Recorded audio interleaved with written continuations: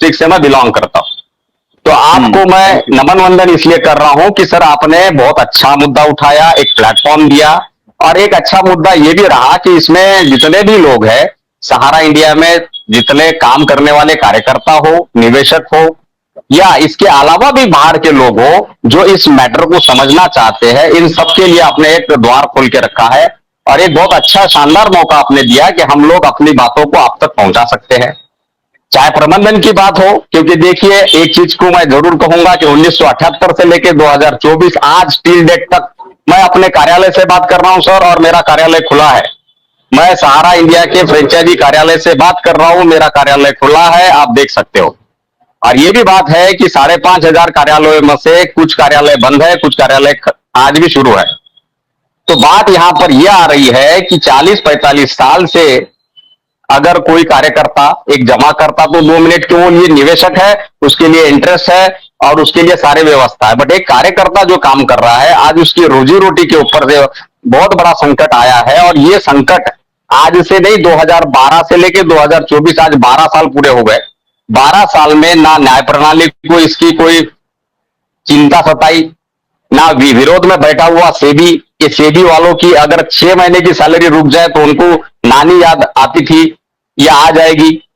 कहने का तात्पर्य मेरा यहां पर यही है कि आज अगर कोई सबसे ज्यादा परेशान है तो वो सहारा का कार्यकर्ता है, दोनों तरफ से। एक उसने अपना और अपने जमाकर्ताओं का पैसा लगाया, वहां से भी वो परेशान है। आज वो अपनी दाल रोटी रोजी रोटी नहीं चला रहा है और वो कहीं पर किसी शादी ब्याह या मरण धर्म श्राद्ध कर्म में भी नहीं जा सकता हो।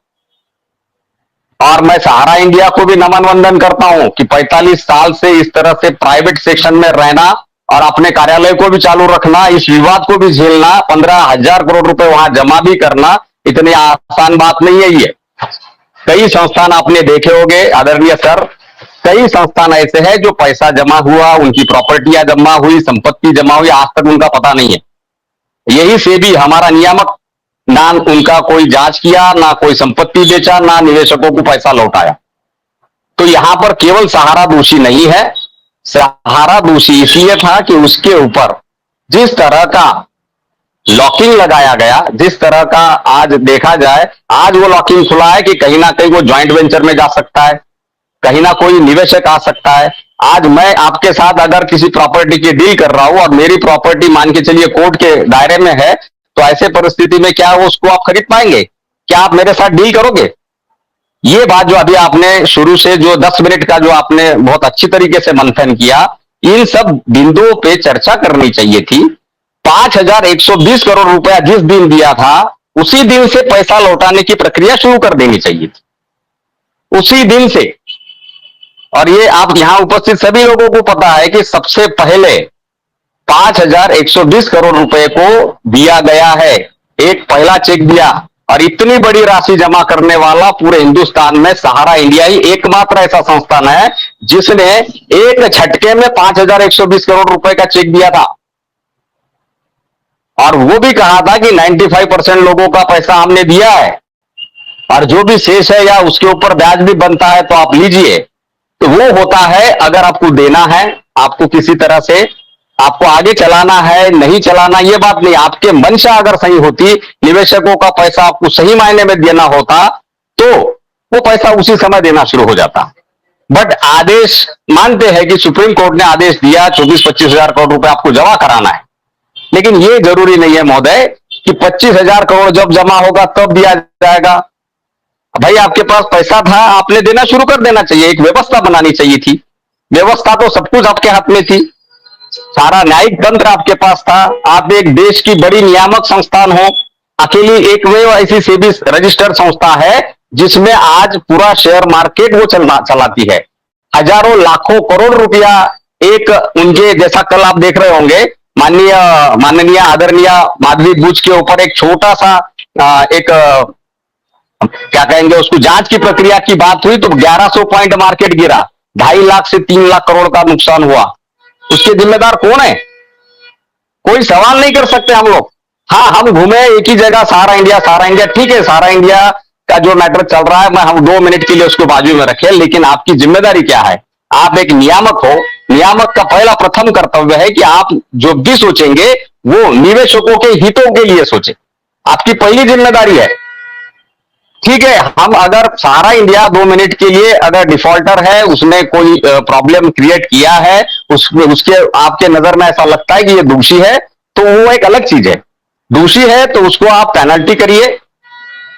आपने सारी कार्रवाई की पूरा सूझ बुद्धि के भावना से कि ये करेंगे, वो करेंगे, जेल में डालेंगे, ये करेंगे, क्या हुआ? इससे एक आम आदमी का पैसा मिला? सेबी ने पूर्ण रूप से कोई ऐसी व्यवस्था दी जो उसको देनी चाहिए थी। उसमें कोर्ट ने क्या किया? सुप्रीम कोर्ट 2012 से लेकर 2016 तक लगातार ये मामले होते गए आदरणीय, और ऐसे परिस्थिति में कोर्ट ने कोई एक भी इस तरह का संशोधन नहीं दिया। हाँ, कोर्ट ने पैसे वसूलने के लिए बहुत सारी चीजें की, प्रॉपर्टियों को बंधक किया, एम्बेवली को लिया, लिक्विडेटर बिठाया, फिर वापस लिक्विडेटर। मैं वहां भी जाके आया हूं, महाराष्ट्र से ही हूं, और मेरे यहां से 300 किलोमीटर एम्बेवली है। 4000 लोग एक रोजमर्रा की जिंदगी में वहां काम करते हैं सर। 4000 लोग घास काटने का, झाड़ों को, पेड़ों को एक पानी देने का, जल प्रवाहित करने का काम लोग करते हैं। उन लोगों को 1 साल तक भूखा रहना पड़ा। तो इससे क्या हुआ? आपने तो सहारा इंडिया के सारे कर्मचारियों को भी बर्बाद किया। अगर आशुतोष पाठक जी एक इंसान है, उनको सारे अधिकार है, तो विजय भारे को भी उतने ही अधिकार है। इस देश में संविधान ने सबको अपना एक अधिकार दिया है, तो हमारे अधिकार का उपयोग क्या हुआ? 12 साल में मेरे यहां से कई लोगों ने आत्महत्याएं की, कई लोग जो है मृत्यु शैया पे है। आज भी कुछ लोग इतने परेशान है कि जो लोग अपना इलाज नहीं कर पा रहे, तो उसकी व्यवस्था के लिए आपने क्या किया? हम लोग क्या कर रहे हैं कि सहारा ने ऐसा किया, लेकिन भैया सहारा ने जो किया नहीं किया उसका अलग चीज है, लेकिन उसने 15,000 करोड़ से पहले 5,120 करोड़ रुपए दिया था, और 5,120 करोड़ आदरणीय आशुतोष पाठक जी बहुत बड़ा अमाउंट होता है।